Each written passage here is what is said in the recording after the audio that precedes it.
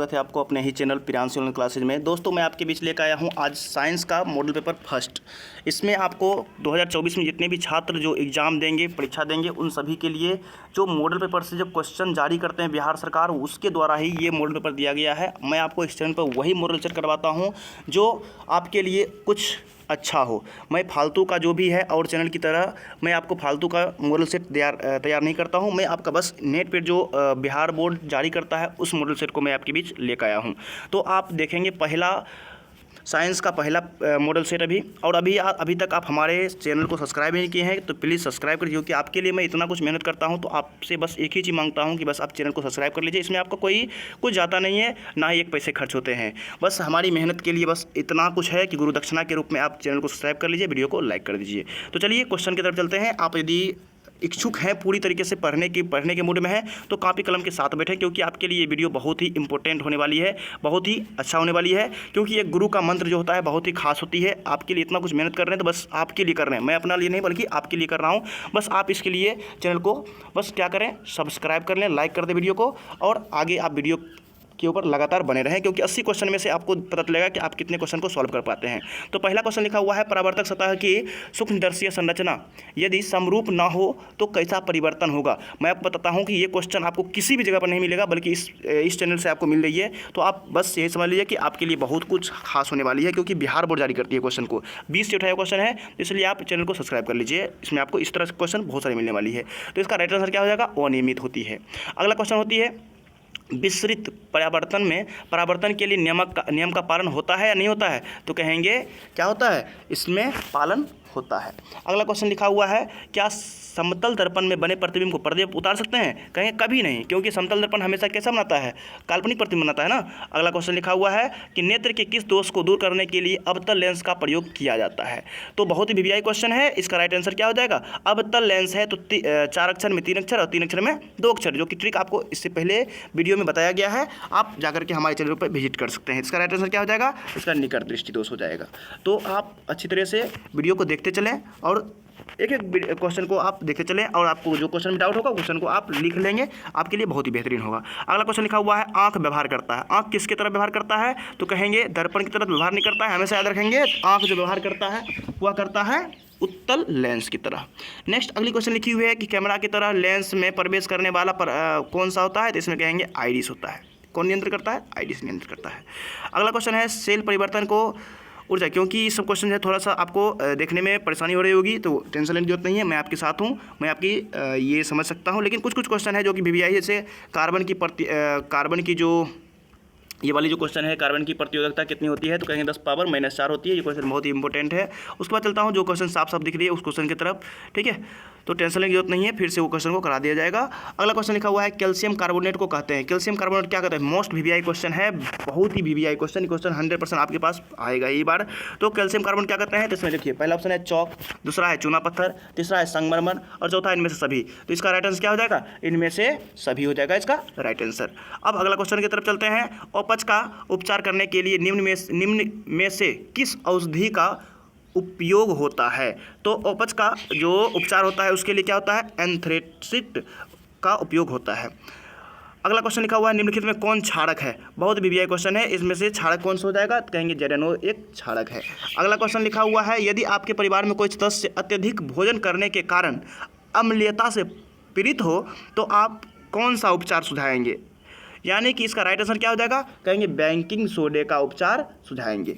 अगला क्वेश्चन लिखा हुआ है, उच्च वसीय अम्लों के सोडियम लवण कहते हैं। तो इसका क्या हो जाएगा, तो कहेंगे अपमार्जक होगा। क्या होगा, अपमार्जक। बहुत ही इजी क्वेश्चन है, इसलिए मैं आपको तेजी से कराता हूँ इसको। लेकिन जो क्वेश्चन अच्छी होगी उस क्वेश्चन को मैं बताता भी चलूँगा कि वीवीआई क्वेश्चन है। और चलते हैं अगली क्वेश्चन की तरफ। यदि आपको थोड़ा सा भी लग रहा होगा कि मैं तेजी पढ़ा रहा हूँ तो आप कमेंट कर देंगे। अगली वीडियो से आपको बहुत ही स्लो मिलने वाली है। आपके अनुसार हम चलेंगे, जैसा आप कहेंगे वैसे ही करेंगे। बस हमें अच्छी रिजल्ट चाहिए, क्योंकि आपका 450 नंबर मैं देखना चाहता हूँ। 450 यदि आप लाएंगे तो हमें भी संतुष्टि होगी कि हाँ, प्रियांशु ऑनलाइन क्लासेज पे पढ़ने वाले स्टूडेंट एक अच्छे स्टूडेंट होते हैं और 450+ नंबर लाएंगे। क्योंकि आपकी जो नाम होगी, आपका सारा कुछ जो है इस पर चैनल पर डाला जाएगा। बस आप जो है अच्छी तरह से तैयारी करेंगे। आप जो भी स्टूडेंट हैं, आप जहाँ से भी हैं, आप बस हमसे संपर्क रखेंगे। आपको बहुत ही जल्द हम मिलने वाले भी हैं। बस आपको इस तरह से एक एक क्वेश्चन को सॉल्व करते जाना है। भी परीक्षा बहुत ही आपके लिए खास होगी इस बार की। अगला क्वेश्चन लिखा हुआ है कि हेमेटाइट किस धातु का अयस्क है। तो हेमेटाइट जो है हम सभी जानते हैं कि लोहा का अयस्क है। किसका है? लोहा का अयस्क है। अगला क्वेश्चन धातुओं को जोड़ने में प्रयुक्त होता है। किसका जो प्रयुक्त होता है? तो कहेंगे एथाइन का प्रयुक्त, एथाइन जो है प्रयुक्त हो किया जाता है।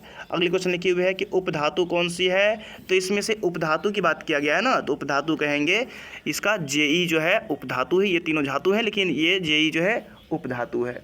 नेक्स्ट अगली क्वेश्चन लिखी हुई है कि ओलेइक सिट एरिक पारेटिक अम्ल है, यानी ये सभी जो किन का अम्ल है ये पूछ रहे हैं। तो 24 नंबर का जो क्वेश्चन है उसका राइट आंसर हो जाएगा वसीय अम्ल का जो है ये सभी अम्ल यानी वसीय अम्ल है। और ये तीनों जो है वसीय अम्ल, ये दोनों वसीय अम्ल नहीं है और ये जो है वसीय अम्ल है। ये तीनों जो है वसीय अम्ल है लेकिन दो ऑप्शन जो दिख रही है ये दोनों वसीय अम्ल नहीं है। अगली क्वेश्चन लिखी हुई है कि निम्नलिखित में मेथेन किसका उदाहरण है। मेथेन किसका उदाहरण है? ये क्वेश्चन लगभग 2-3 बार पूछा हुआ है। तो मैं आपको कहूँगा कि इसका राइट आंसर क्या हो जाएगा। इसका राइट आंसर हो जाएगा संतृप्त हाइड्रोकार्बन का उदाहरण है। अगली क्वेश्चन लिखी हुई है कि इथेन का आणविक सूत्र C2H6 यानी कि है इनमें से कौन सही है। 6 सहसंयोजक बंधन, 7 सहसंयोजक बंधन, 8 सहसंयोजक बंधन, 9 सहसंयोजक बंधन। इसका राइट आंसर क्या हो जाएगा? इसमें कहेंगे 7 सहसंयोजक बंधन इसका राइट आंसर हो जाएगा। टाइलिन परिवर्तन होता है। टाइलिन किस में परिवर्तन होता है? तो कहेंगे मंद को शर्करा में ये परिवर्तित करता है। अगला क्वेश्चन लिखा हुआ है कि अवायवीय शोषण कोशिका के किस भाग में होता है। बहुत ही वीवीआई क्वेश्चन है। इस क्वेश्चन को आप अच्छी तरह से नोट कर लेंगे क्योंकि वीवीआई क्वेश्चन आपको 100% ये आने की संभावना है। अवायवीय शोषण में किस यानी अवायवीय शोषण कोशिका के किस भाग में होती है। तो इसका राइट आंसर हो जाएगा कोशिका द्रव में होती है। अगला क्वेश्चन लिखा हुआ है कि पराग नलिका का बीजांड की ओर वृद्धि करना किस प्रकार अनुवर्तन है।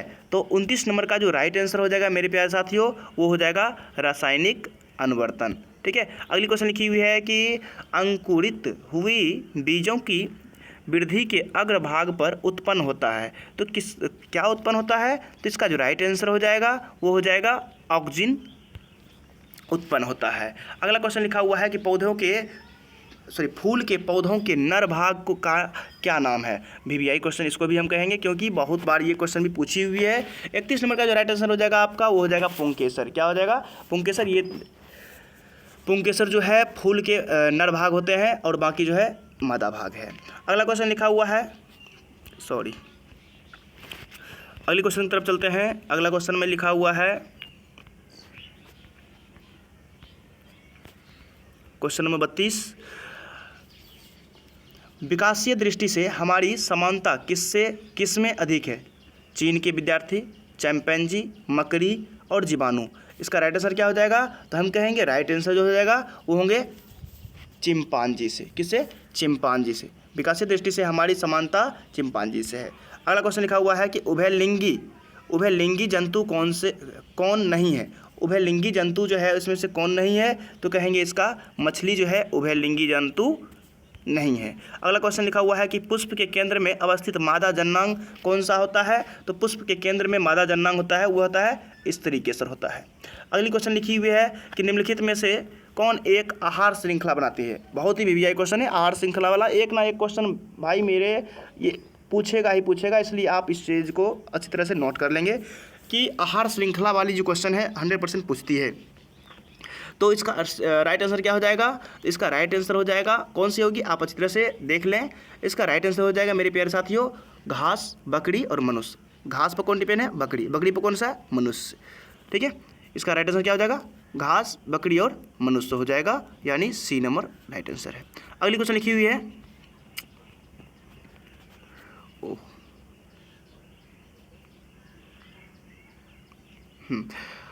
क्योटो प्रोटोकॉल किस गैस के उत्सर्जन के स्तर में कमी लाने के लक्षण में बनाया गया है। तो इसका राइट आंसर क्या हो जाएगा। इसका राइट आंसर हो जाएगा मेरे प्यारे साथियों बी कार्बन डाइऑक्साइड। क्या हो जाएगा? Carbon dioxide. अगला क्वेश्चन लिखी हुई है कि यकृत में निम्न में कौन सा रस निकलता है। यकृत से कौन सा रस निकलता है। तो इसका जो राइट आंसर हो जाएगा ये हो जाएगा आपका सी नंबर यानी पीतरस निकलता है। यकृत से पीतरस याद रखेंगे, यकृत से पीतरस निकलता है। शोषण की क्रिया में खाद्य पदार्थ का क्या होता है? तो शोषण की क्रिया में खाद्य पदार्थों का क्या होता है? तो कहेंगे विघटन होता है। क्या होता है? विघटन होता है।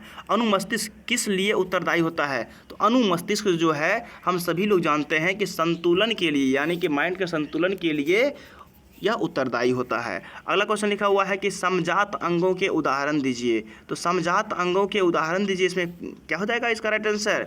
4 ऑप्शन दिया हुआ है, आप देख लीजिए इसका राइट आंसर क्या हो जाएगा। तो इसका राइट आंसर हो जाएगा डी नंबर, यानी उपयुक्त में सभी, यानी हमारा हाथ तथा कुत्तों के अग्रपाद, उसके बाद है हमारे दांत तथा हाथी के दांत, उसके बाद है आलू और घास के भूसपाती, यानी कि ये सभी क्या है? समजात अंगों के उदाहरण हैं। अगला क्वेश्चन लिखी हुई है, अगला क्वेश्चन लिखा हुआ है कि उत्तल दर्पण में परावर्तक सतह पर लंबवत गिरती किरणें फोकस पर क्या होती है? अभिसारित होती है, अपसारित होती है, समांतर होती है, अपसारित होकर अपसारित होती लगती है। तो इसका क्या हो जाएगा राइट आंसर? हम कहेंगे इसका राइट आंसर हो जाएगा सी नंबर, यानी कि अपसारित होती है। अगला क्वेश्चन लिखा हुआ है कि किस दर्पण में केवल आभासी प्रतिबिंब बनता है? ये क्वेश्चन को तो हम कहेंगे कि मोस्ट वीवीआई क्वेश्चन, ये क्वेश्चन 100% आ ही गया, समझ लो 110% कहेंगे कि आएगा ही आएगा। तो इसका राइट आंसर हो जाएगा डी नंबर, समतल और उत्तल दर्पण। क्योंकि अवतल दर्पण जो है वो नहीं होता है, इसमें पहला दूसरा दिया, पहला मारते हैं तो दूसरा छूट जाता है, दूसरा मारते हैं तो पहला छूट जाता है, इसलिए इसका क्या हो जाएगा? डी नंबर इसका राइट आंसर हो जाएगा। अगला क्वेश्चन, किस दर्पण में वास्तविक प्रतिबिंब नहीं बन सकता है? तो अभी जस्ट हम लोग पढ़े थे कि अवतल दर्पण जो है वास्तविक प्रतिबिंब बनाता है और बाकी जो है सब नहीं बनाता है। तो समतल दर्पण, ये तो अवतल दर्पण, समतल था अवतल दोनों, 3 दर्पण में वास्तविक प्रतिबिंब नहीं बन सकता है। कौन कौन में? यानी कि किसमें? तो इसका राइट आंसर क्या हो जाएगा? ए नंबर, यानी समतल दर्पण में वास्तविक प्रतिबिंब नहीं बन सकता है। सी नंबर आपका नहीं हो पाएगा क्योंकि अवतल भी इसमें साथ में दिया हुआ है, ठीक है, इसलिए सी नंबर नहीं हो पाएगा। और अगला क्वेश्चन लिखा हुआ है, अब अगला क्वेश्चन में दिया हुआ है मेरे प्यारे साथियों, यदि वोल्ट मीटर को परिपथ, यदि वोल्ट मीटर को क्या किया जाए? यदि वोल्ट मीटर को लिखा हुआ है, यदि वोल्ट मीटर को परिपथ में श्रेणी क्रम में जोड़ा है तो परिवर्तन, क्या थोड़ा सा मिस्टेक हो गई, यहाँ हाथ पर की थी। तो क्वेश्चन लिखा हुआ है आगे क्वेश्चन के पास, यदि वोल्टमीटर में परिपथ में श्रेणी क्रम में जोड़ा जाए तो परिपथ में बहती धारा का मान क्या होगा? तो इसका जो राइट आंसर होगा मेरे प्यारे साथियों, इसका राइट आंसर हो जाएगा डी नंबर, यानी लगभग 0 हो जाएगा। फिर अगली क्वेश्चन लिखी हुई है कि 100 वाट तथा 40 वाट के बल्ब को घरेलू परिपथ में लगाने से कौन सा ज़्यादा प्रकाश देगा? तो इसका राइट आंसर क्या हो जाएगा? 45 का हम कहेंगे 100 वाट वाला, क्योंकि 100 वाट जो है अधिक वाट है, तो इसलिए अधिक मुझे क्षमता जरूरत, जब क्षमता खींचेगी इसलिए इस पर अधिक क्षमता होगी तो ये अधिक लाइट देगा। अगला क्वेश्चन लिखा, किसी उपक्रम का वासेट नियत रहती है, निर्भर करती है, प्रतिरोध पर निर्भर करती है, परिपथ में प्रतिवर्ती पर निर्भर करती है। इसका राइट आंसर क्या हो जाएगा? तो हम कहेंगे इसका राइट आंसर हो जाएगा बी नंबर, यानी कि वोल्टेज पर निर्भर करती है। अगली क्वेश्चन लिखी हुई है कि जल शक्ति विद्युत यंत्र में पानी के किस ऊर्जा को विद्युत ऊर्जा में बदला जाता है? तो इसका राइट आंसर हो जाएगा बी, यानी कि गतिज ऊर्जा। अगला क्वेश्चन लिखा हुआ है, प्रत्यावर्ती धारा जनित्र में कैसी धारा मिलती है? तो प्रत्यावर्ती धारा जो है उसमें कैसी धारा मिलती है? तो हम कहेंगे प्रत्यावर्ती धारा जनित्र से प्रत्यावर्ती धारा मिलती है। अगली क्वेश्चन लिखी हुई है कि समय बदलने के साथ दिश धारा में क्या बदल जाता है? तो कहेंगे समय बदलने के साथ दिश धारा में उसमें परिमाण भी बदल जाता है। अगला क्वेश्चन लिखा हुआ है कि निम्न में से किसका उपयोग खाना बनाने वाले ईंधन के रूप में नहीं किया जाता है? यानी किसका उपयोग खाना बनाने के लिए नहीं किया जाता है? तो 50 नंबर का बहुत ही वीवीआई क्वेश्चन है, इस क्वेश्चन को आप नोट कर लेंगे, क्योंकि खाना बनाने में इसका किसका उपयोग नहीं होता है ये पूछा गया है। तो इसका राइट आंसर क्या हो जाएगा? तो हम कहेंगे इसका राइट आंसर हो जाएगा सी, यानी बायोगैस का खाना बनाने में उपयोग नहीं होता है। बायोगैस का खाना बनाने में उपयोग नहीं होता है, बाकी एलपीजी, सीएनजी और कोयला का उपयोग होता है। अगला क्वेश्चन लिखा हुआ है, निम्न में किस देश को पवनों का देश कहा गया है? बहुत ही वीवीआई क्वेश्चन है, किस देश को पवनों का देश कहा गया है? तो इसका राइट आंसर हो जाएगा यूएसए को पवनों का देश कहा गया है, यूएसए को पवनों का देश कहा गया है। अगली क्वेश्चन लिखी हुई है कि आदर्श ईंधन में कौन सी गैस उत्सर्जित होती है? तो कहेंगे आदर्श ईंधन में कौन सी गैस उत्सर्जित होती है? तो आदर्श ईंधन में कार्बन डाइऑक्साइड गैस उत्सर्जित होती है। अगली क्वेश्चन लिखी हुई है कि आदर्श ईंधन के प्रति एकांक द्रव्यमान से मिलने वाले ऊर्जा का मान कितना होता है? तो ज़्यादा होता है या कम होता है, क्या होता है? तो हम कहेंगे इसका जो राइट आंसर होता है वह ज़्यादा होता है। अगला क्वेश्चन लिखा हुआ है इसका ज़्यादा होता है। अगली क्वेश्चन लिखी हुई है कि धातु के ऑक्साइड होते हैं, क्षारक होते हैं, अम्लक होते हैं, अम्लीय होते हैं, लवण होते हैं, इनमें से कोई नहीं। इसका क्या हो जाएगा राइट आंसर? इसका राइट आंसर हो जाएगा क्षारक होते हैं। तो अगली क्वेश्चन लिखी हुई है निम्नलिखित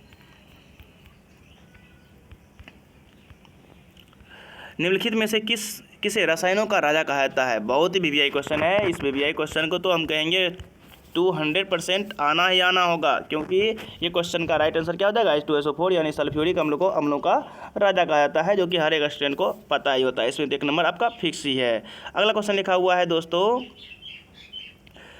कि कास्टिक सोडा क्या है? कास्टिक सोडा के बारे में आपको अच्छी तरह से पता है। कास्टिक सोडा जो होता है वो क्या होता है? कास्टिक सोडा NaOH को हम कास्टिक सोडा कहते हैं। कास्टिक सोडा किसे कहते हैं? NaOH को कास्टिक सोडा कहते हैं। निम्नलिखित में क्षारीय प्रवृत्ति का कौन सा है? यानी क्षारीय प्रवृत्ति का इसमें से कौन सा है? तो कहेंगे क्षारीय प्रवृत्ति का Na2O क्षारीय प्रवृत्ति का है, बाकी सभी अम्लीय प्रवृत्ति का है। अगली क्वेश्चन की हुई है निम्नलिखित में से तनु लम्ब से प्रतिक्रिया करने पर हाइड्रोजन मुक्त करता है। कौन हाइड्रोजन मुक्त करता है? तो कहेंगे Zn। Zn जो है वह हाइड्रोजन मुक्त करता है। कौन? Zn यानी जिंक जो है हाइड्रोजन मुक्त करता है। निम्नलिखित कौन सा युग्म विस्थापन प्रतिक्रिया करती है? तो 59 का जो राइट आंसर हो जाएगा वो हो जाएगा डी नंबर, यानी कि AgNO3 घोल तथा कॉपर। अब अगला 60 नंबर क्वेश्चन लिखा हुआ है, बस खत्म होने वाली है। आप बढ़िया से वीडियो को देखते चलेंगे और लाइक नहीं किया तो प्लीज़ लाइक कर दीजिए, बहुत पढ़ने में मजा आएगा आपको। एक मॉडल सेट पर हर एक क्वेश्चन को मैं कराते जाऊँगा। अगला क्वेश्चन लिखा हुआ है 60 नंबर, खाना बनाते समय यदि बर्तन की तली भाग से काली हो रही तो इसका मतलब क्या है? भोजन पूरी तरह से नहीं पका है, ईंधन पूरी तरह से नहीं चल रही है, और तीसरा ऑप्शन है ईंधन आर्द्र है, ईंधन पूरी तरह से जल रहा है। तो इसका राइट आंसर क्या हो जाएगा? तो ये बहुत ही वीवीआई क्वेश्चन कहेंगे, क्योंकि इसका राइट आंसर क्या हो जाएगा? ईंधन पूरी तरह से जल रहा है। ईंधन पूरी तरह से जल रहा है, इसका राइट आंसर हो जाएगा। अगला क्वेश्चन लिखा हुआ है प्राकृतिक रबर किसका बहुलक है? आइसोपिन, ब्यूटाइन, ड्यूपरिन और एसीटिन। तो इसका राइट आंसर क्या हो जाएगा? इसका राइट आंसर हो जाएगा ए नंबर, यानी आइसोपिन का ये उदाहरण है, यानी कि बहुलक का उदाहरण है। अगला क्वेश्चन लिखा हुआ है कि एथिलीन का गुण है। एथिलीन का क्या गुण है? तो एथिलीन का जो गुण है वह डी नंबर होगा, समतलीय। क्या होगा? समतलीय गुण है, ठीक है, अणु है, सॉरी। अगला क्वेश्चन लिखा हुआ है हाँ, अगला क्वेश्चन लिखा हुआ है कि एथिलीन का अणु किसका है? समतलीय हो गया। अगला क्वेश्चन लिखा हुआ है, ये क्वेश्चन उतना इंपॉर्टेंट नहीं है, चलिए चलते हैं 64वें क्वेश्चन पर।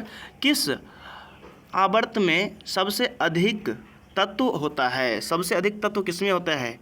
आप बताएंगे चौथा, पाँचवा, छठा और सातवां। ये भी क्वेश्चन को हम कहेंगे बहुत ही वीवीआई क्वेश्चन, क्योंकि ये भी क्वेश्चन बार बार आपको पूछा जाएगा। 64 नंबर का जो आंसर हो जाएगा आपका दोस्तों वो हो जाएगा सी नंबर, यानी छठा में जो है वो सबसे अधिक तत्वों की संख्या है। अगली क्वेश्चन ये है कि कौन शून्य वर्ग का तत्व है? इसमें जितने भी क्वेश्चन दिख रही है यहाँ पे बहुत ही इंपॉर्टेंट क्वेश्चन ये सभी है। 65 नंबर का जो राइट आंसर हो जाएगा वो हो जाएगा सी नंबर, यानी कि He। हीलियम जो है वह क्या है? शून्य वर्ग का तत्व है। उसके बाद न्यूलैंड के अष्टक नियम कब दिया गया था? बहुत ही वीवीआई क्वेश्चन, वीवीआई क्वेश्चन हम कहेंगे ना, वीवीआई क्वेश्चन, क्योंकि ये 200% है कि ये क्वेश्चन आएगा ही आएगा, ठीक है, 200% हम कहेंगे ये क्वेश्चन आएगा ही आएगा। तो 66 नंबर का क्वेश्चन का आंसर क्या हो जाएगा? ये हो जाएगा सन 1893 में, सन 1893 में इसका राइट आंसर हो जाएगा। इनमें कौन प्रकाश संश्लेषी से अंगक पूछा है ना, तो अंगक कहेंगे तो हम क्या कहेंगे? हरित लवक। वही अंग कहता तो कहते पत्ती, और अंगक कह रहा है तो कहेंगे हरित, यानी अंग कहता तो पत्ती और अंग कह रहा है तो हरित लवक। अगला क्वेश्चन लिखा हुआ है कि इनमें सामान्यतः किसका उपयोग कोशिका द्वारा ऊर्जा उत्पादन के लिए होता है? तो इसका राइट आंसर क्या हो जाएगा? तो इसका राइट आंसर हो जाएगा मेरे प्यारे साथियों सी, यानी कि ग्लूकोज का, ठीक है। अगला क्वेश्चन लिखा हुआ है अब, जल तथा घुलनशील लवण को रोम रूप में पत्तियों पर पहुंचाने की क्रिया किस ऊतक के द्वारा संपन्न होती है? तो इसका राइट आंसर हो जाएगा सी नंबर, यानी जिबरेलिन्स, ठीक है। अगला क्वेश्चन लिखा हुआ है, सॉरी जिबरेलिन्स नहीं होगा, ऑक्सीजन तथा जिबरेलिन दोनों का उपयोग होता है। अगली क्वेश्चन लिखी हुई है कि निम्नलिखित में एक क्रिया जाति का कायम रखने के लिए आवश्यक है? तो इसका राइट आंसर क्या हो जाएगा? 71 नंबर का राइट आंसर हो जाएगा बी, यानी कि जनन, ठीक है, इसका क्या हो जाएगा जनन। अगली क्वेश्चन लिखी हुई है, अरे